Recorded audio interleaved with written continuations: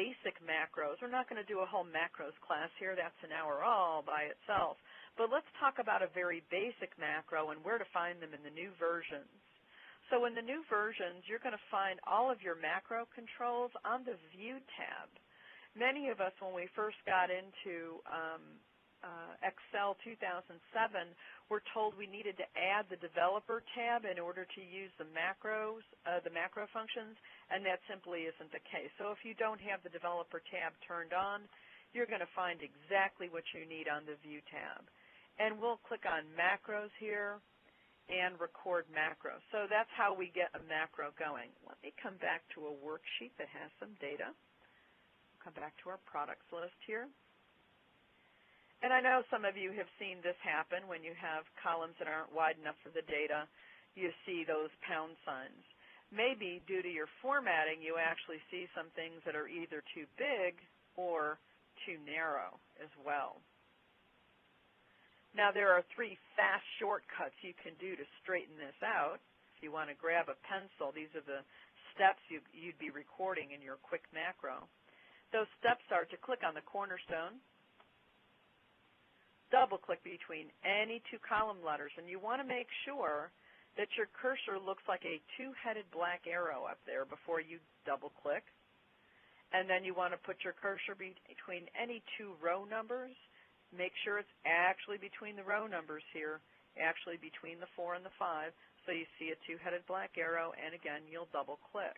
And you can see it straightened out the column widths and row heights for the entire workbook. I put it back because we're going to take that little shortcut, that little set of steps, and turn it into a keyboard shortcut.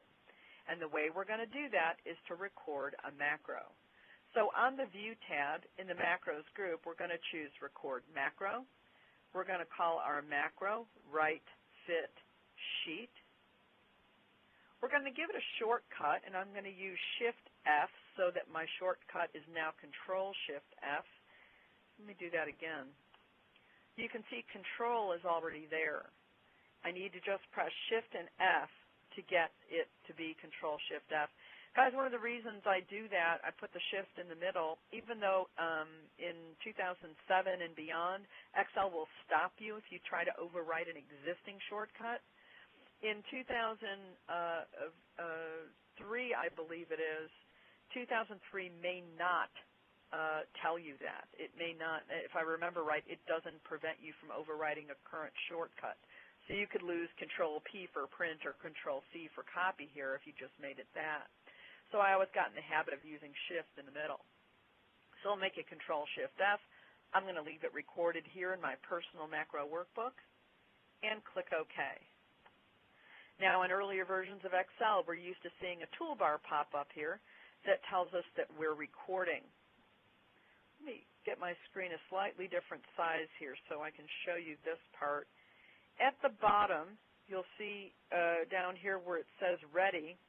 Next to the word Ready is a blue box. That's your stop button now. So when you're done with all of your keystrokes, that's what you'll click to stop recording. So we're recording. I always like to start with Control-Home for this one. And I'm going to select my cornerstone, double-click between any 2 columns, double-click between any 2 rows. I'm going to end with Control-Home. And now I'm going to click my Stop button.